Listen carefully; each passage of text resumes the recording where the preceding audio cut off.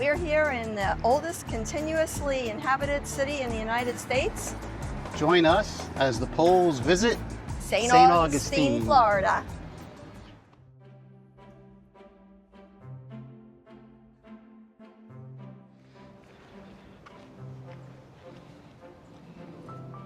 Fort Mose. For most Africans, life in the New World meant slavery. Countless numbers of enslaved people resisted this fate and many escaped. More than 100 runaways ended up at Fort Mose, the first legally sanctioned free black town in the present-day United States. We're at Fort Mose, which was established in 1738 as a refuge for escaped enslaved people in what's called Spanish Florida. So we're about 2 miles north of St. Augustine, and this fort became what's the first line of defense of the Spanish against the British, who were trying to take over. We're about to enter the fort here. So this is what would be called the lookout tower, and we're about to go in. Oh, we learned the name. These were called swivel guns, but this does not swivel. One figure stands out, your leader, Captain Francisco Menendez. He wears the uniform of the Spanish militia and carries a musket worn from years of battle. He is the embodiment of the freedom you have achieved at Fort Mose and the struggle you face to keep it. One of the requirements of, living at Fort Mose was that you joined the militia, and then you also became part of the first line of defense against any British trying to invade St. Augustine. Unfortunately, due to construction, we're not actually able to go down the boardwalk, Walkway to Freedom, or the walkway to freedom, because they're doing construction here. So we weren't able to see the actual location of the fort during our visit. Here's where they're doing construction. And this is as far as we can see. So looks like this is going to be closed until July, but the museum was good, the video was good. And it was $2 to get in. It was only $2 to get in, so I think it's worthwhile visit, even though you can't actually see the fort at this time, especially if you come after July.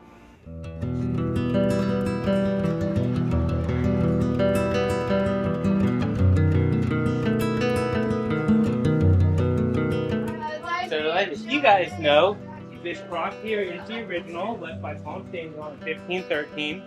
And he would have originally come over with Columbus, sent by Queen Isabella and King Ferdinand, and essentially he was Columbus's babysitter. But they landed over here. Ponce de Leon became governor of Puerto Rico, and he left from Puerto Rico to Florida to discover Florida. They thought it was an island at the time, so basically sail around Florida. But at the Timucua here, the Timucua filled up their water, they exchanged gifts, and after about 5 days, Ponce and his men went on their way. It was a very peaceful interaction, and the cross was sat here for the next few hundred years until it was uncovered in 1909. So if you guys have any questions, I'm happy to answer them. You're welcome to sample the water down there, cups at the end of the railing. So Columbus and Ponce de Leon, same boat? Same boat, yeah. Okay. What really started the fracture was the simple way to look at it is he was basically sent as Columbus's babysitter. Okay. Making sure that he did things right. Because Columbus was sailing for Spain, right? Yeah. And the problem with that situation, Ponce is 19. Columbus is 35. He's already been to the New World and back. Okay. And now they're saying, yeah, but you're going to take him along, and he gets to call some of the shots. So, gotcha. I don't need. So this is supposed to be Ponce in the front, 19-year-old Ponce. Yep. And so his family had some influence. So it was way different back then. They had influence, not necessarily wealth. Right. But he was, when he did get sent over, became governor. Like I said, he became a very popular governor. Pretty fair man, as fair as the times would allow. Right. But Awesome. Thank you. of course, yeah. If you have any other questions, I'd be happy to answer them. And actually, The St. Augustine Evening Record reported an interesting incident in the April 19, 1909 edition of the paper. A coquina, I think I said that right, a coquina cross measuring 15 stones high by 13 stones across had been unearthed. The number of stones comprising the cross seemed to indicate the year 1513, which is the year that Juan Ponce de Leon landed on these shores. It was typical for Spanish explorers to erect or fashion a cross upon discovering a new land, thus claiming the land in the name of the Catholic rulers of Spain and the Mother Church. Let's get some water from the Fountain of Youth. I'm going to drink a gallon. Here we are at the actual Fountain of Youth. Take a cup. There's two. All right, hold on. Is it Alice? I'm getting it from both streams. Okay, watch the transformation. Not so good. Not a good. Sorry, buddy. I mean, It definitely has like a mineral taste to it, Yeah, it's different, right? but I feel younger. Okay, site of the first fort, San Juan de Pinos, built by Pedro Menendez de Avillas, 1565, destroyed 21 years later by Sir Francis Drake, 1586. Excuse our pronunciations. We are not native Spanish speakers. It's a cannon. It's resting on this substrate. It's called coquina, made from shells and limestone. Oh, this peacock is really putting on a show for these other two peacocks.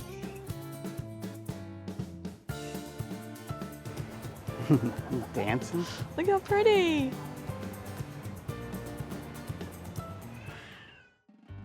Hi everybody, my name is Lydia, so I'll be processing you through the jail today, alright? Would anybody like to tell me what you did last night to get yourselves in jail today? Anybody remember? We're all smiling, we don't seem to remember though. I did hear there was a group of people fooling around a little bit too much last night downtown at that fancy Ponce de Leon hotel. Do y'all know who Mr. Henry Flagler is? Good. Mr. Henry Flagler is the owner of that fancy Ponce de Leon hotel that a lot of y'all were probably fooling around in a little bit too much last night. So he is pretty upset with you because in 1888 he decided to come down on his fancy railroad to St. Augustine and build that hotel that he had that you were fooling around in a lot. He made one mistake though in 1888. He built it right across the street from the old county jail, and that's kind of stupid, right? It's going to be loud, gross, dirty. It's scaring away its customers. That's exactly what it started doing. He went over to the county and said, I need you to move that jail. It's scaring away my guests. They looked at him and said, sir, who are you? Why would we move the jail for you? Absolutely not. He said, well, I'm the second richest man in all of America. Here's $10,000. Guess what they said after that? Yes, sir. He said, absolutely, sir. We'll move that jail for you. No problem at all. Whatever you'd like. He did have about two conditions, which was one, it couldn't be anywhere near his fancy things, so welcome to a mile outside of town. And two, it could not look like a jail.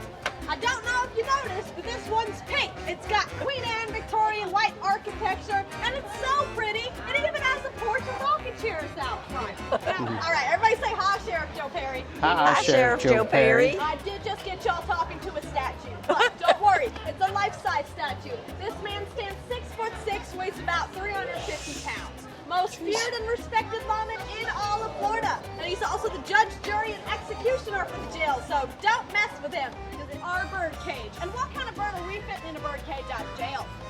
Jailbird. Right? And who thinks they've been misbehaving a lot now? So how many beds do you see in that one? 4. 4, right? Do you think that we're fitting 4 men in there? No. No, not at all. Okay, well, sir, if you had a number, what would it be? Let's go with 16. 16. Has he been to jail before? That's what I know of. No, okay, he's catching on. Not in That's why. Florida, All right, anyway. Yes, not in Florida. Okay, got it. All right. Well, yes, we're fitting about 10 to 30 in there with you. 10 to 30. And do you see a bucket in there at all, sir? I do see a bucket. One small one, so I hope you're good at making friends. All right, you can come on out of there. This is narrow. Very narrow.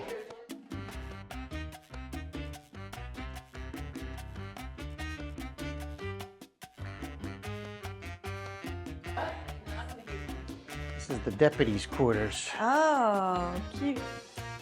Much nicer. Yeah, I'll say. So all the outside looks like a hotel. The inside looks like a regular jail. Well, I don't know what a regular jail looks like. Found why Gator Bob gets his name.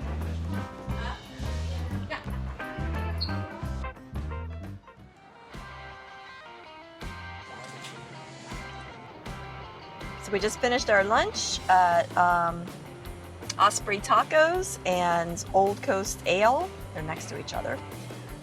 And I had some lovely tacos and what was the name of my beer again? Low Tide. Low Tide beer. Low Tide IPA, hazy IPA. I had the Mexican chorizo taco and also a carne asada taco. Both very good. And I also, at the beer, at Old Ale, I ordered a Run GMC beer, which I couldn't resist the name, so I had to order it. Also a hazy IPA. Very good. Good value for the money as well. We made our way to the St. Augustine Lighthouse. Let's go learn some facts about this St. Augustine Lighthouse. Trees are amazing. They're so gnarly. The St. Augustine Lighthouse stands 165 feet tall and has been guiding ships along Florida's coast since 1874, but its story goes back even further. Not far from its current location, Spanish settlers erected a wooden watchtower in the late 1500s to keep an eye on approaching ships. Today, it's still an active lighthouse and is a symbol of St. Augustine's rich maritime history and the generations of lighthouse keepers who kept sailors safe. We came back after dark to see the lighthouse's beacon shining across the night sky.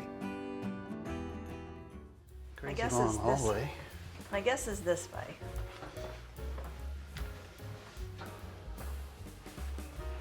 We just got to our Airbnb in St. Augustine. We're right on St. George Street. As soon as you come in the door, This is the door. as soon as you come in the door, we have the bed. Nice big TV. Then we go into the kitchen, which is pretty large actually. Large kitchen. And then behind us is the bathroom. Not much of a view, but that's back there is where we parked. Strolling down St. George Street. So this gate behind us was built in 1808, and it was part of the Castillo fort that is actually across the street, but we'll go there another day. But this is the where all of the traffic went through the city of St. Augustine. The city gate coquina walls are about 3 feet thick and was once the only official entrance into St. Augustine. And straight ahead of us is St. George Street, which is where we're staying. And then across the street is the fort that we're going to go to tomorrow. We're headed to City Gate Distillery for a tasting of whiskeys and moonshine and rum. $5. Cookie dough. Oh, roasted pecan. Oh, that smells so good. Too sweet. Obviously has a lot of sugar. That 60 proof is where you'll see a lot of our products because that's the sweet zone that's a of good keeping one. the alcohol very low but let the flavor come through. Oh, I like that one. I don't know. Can I borrow your bottle for a sec? Yeah. Ooh, smoked maple. You're gonna do that for me. Cheers. Cheers. Buggable one. Old fashions obviously brings a smokiness to it. There's a lot of people who like cooking with it as well. With delicious candied bacon. Not as sweet as the first one. One old lady was really funny. I was joking about pouring it straight onto your pancakes. She goes, "Amen, sister. You're 80. You can do whatever you want." That's day off coffee drink right there. Salted caramel next. Oh. Are you guys getting that butterscotch? Oh. Butterscotchy? Yes. It is the secret weapon to an amazing butter beer. Harry Potter. Cream soda, vanilla, a little bit of heavy cream, and then as much whiskey as I can fit. And you don't That's think good. Wow. I don't think I'm not thinking about that drop right there. That is good. No, like That is really good. I like that one. They don't give me insurance. So it's spicy? A little spicy to it? It's got a little pepper in it. All right. Oh yeah, I smell the pepper. It smells interesting. Smells like a bell pepper. I don't know if I love it. I like it. So if you're sick and you just that's what I go to. Spicy. No, yeah, it's like fireball. A little spice to it. Yeah. Well, this one looks like it's made in the backyard.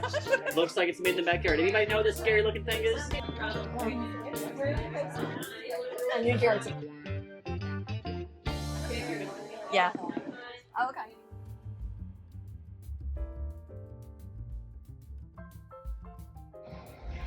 Dry apple cider. It's nice. That is dry. Yeah.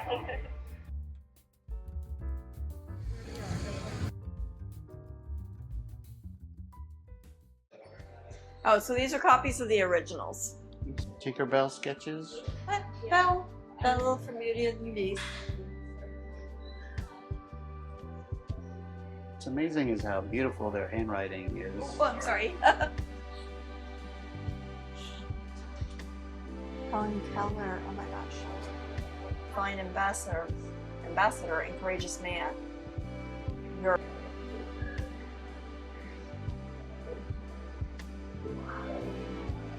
Clara Barton.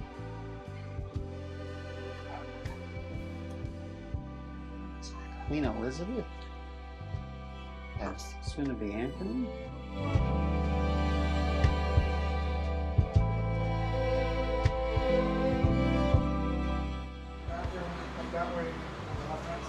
Oh, it's a replica. Woolly mammoth tusk, also. Is that also a replica? no, it's for sale for $44,500. Nice. That'll look good in our living room.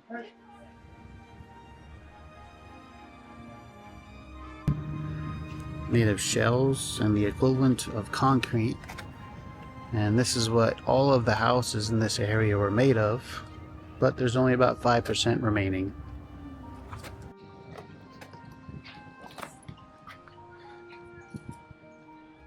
We are approaching Flagler College across the way. We're going to spend a little more time there, but this is our first look at it. It's so amazing. So, Henry Flagler was the second richest person in America at the time, and he was a railroad magnate. We're at the Colonial Oak live music venue, and we're listening to Waylon right now. Cheers!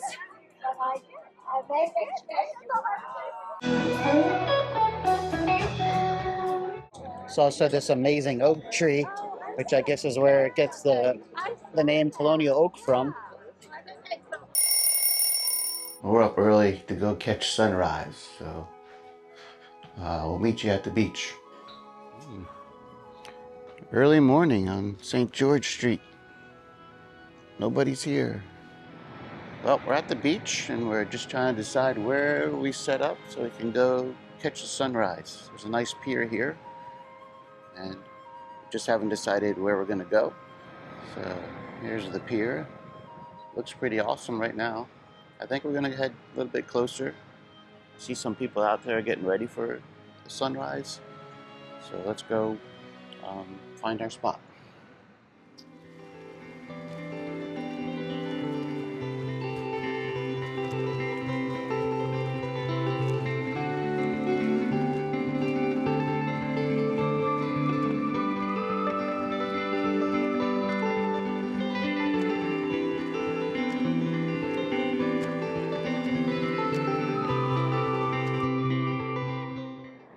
Time for some coffee. Welcome to paradise. On the way back to town, we stumbled upon this pink coffee shop called the Flamingo Coffee. It was just after sunrise, so we had the place to ourselves. Looks like a cool place to hang out day or night. They also served alcohol and had a pool table plus some outdoor seating. All right, back from sunrise, heading back to our condo so we can get ready for the day. Had to get some coffee, some Americanos. All right, I'm gonna go check out George Street right now.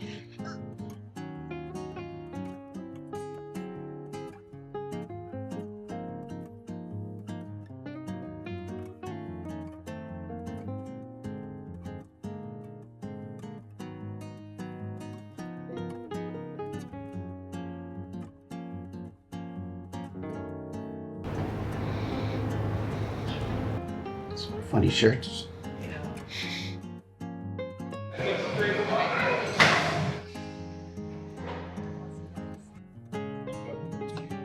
We came to Kookaburra Coffee for some Aussie-inspired breakfast.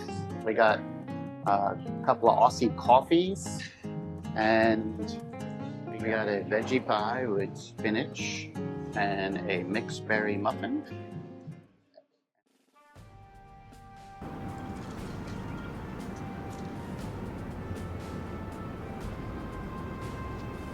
Behind us is Fort Matanzas. It's built in 1742. It was sort of the back door fort that the Spanish used to guard against any British attacks. And it's on the intercoastal waterway and eventually heads up to the Matanzas Inlet, which is where St. Augustine is.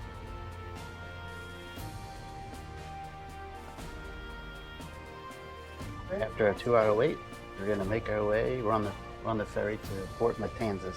Fort Matanzas. This building, as it stands today, is over 280 years old. So imagine yourself back in the 1740s. This fort was brand new. It had white plastered walls, red window and door frames, hard cement floors where you'll find dirt today, and that sentry tower on the far corner was plastered and painted red as well. Just get a feel for what it was like to live out here, because this is all you had for 30 days. 7 people on assignment here for that month to watch over Matanzas Inlet, which is about a mile over that way, and persuade anyone who doesn't belong out here to turn around and go somewhere else. We know the fort saw 80 years of active service watching over this environment. It was never shot at, soldiers never died here, and every record we have of the fort firing its weapons says the enemy always turned around. The southern live oak tree, it's used in shipbuilding. We learned that it was used to build the USS Constitution, which is called Old Ironsides, which is in Boston right now. I guess because of the unique curves that it has, it was quite useful. Where are we? Anastasia We are at Anastasia State Park.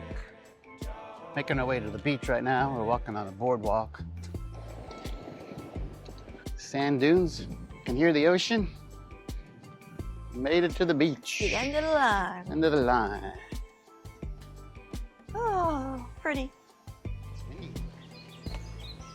Wow, look at this cool tree over here. Wow. Well, this is crazy. Look at this tree. Oh, a crazy looking tree.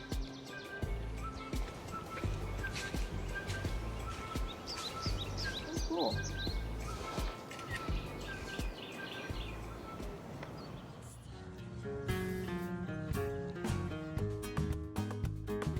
Casa Reina is inspired by the flavors of Mexican, Latin American, and Florida coastal cuisines, which are paired perfectly with their extensive list of tequilas, mezcals, and creative cocktails. I ordered the mango caponera and Alice had the hibiscus margarita. For dinner, we decided to share a couple of appetizers, jalapeno rellenos and Mexican sushi. Okay, I'm going way out of my comfort zone. All right. We're having Mexican sushi, which has some seared tuna. You want me to serve you? Sure, I'll take serve. All right. Get you this one right here in the middle. All right. Mexican sushi. Mexican sushi. You just eat it in one fell swoop? Yeah, probably. It's like it's wrapped in a tortilla. Right. You just put the whole thing in your mouth like this. Okay. So big. That seems archaic.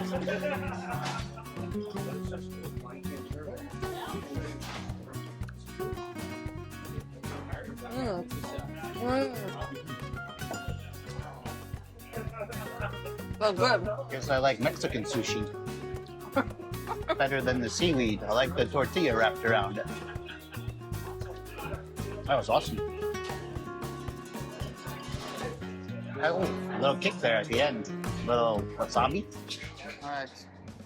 We're gonna walk on the Bridge of Lions. However, the lions have been removed. This is where they were. For renovation, right? Yeah, they've been removed for my Lord. renovation. But this is where they are. But it's pretty windy and pretty loud.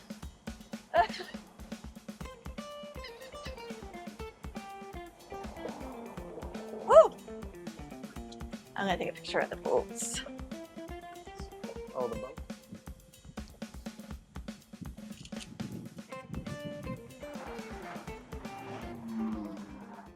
We ended our day at the Tradewinds Lounge, which has been part of the St. Augustine live music scene for more than half a century.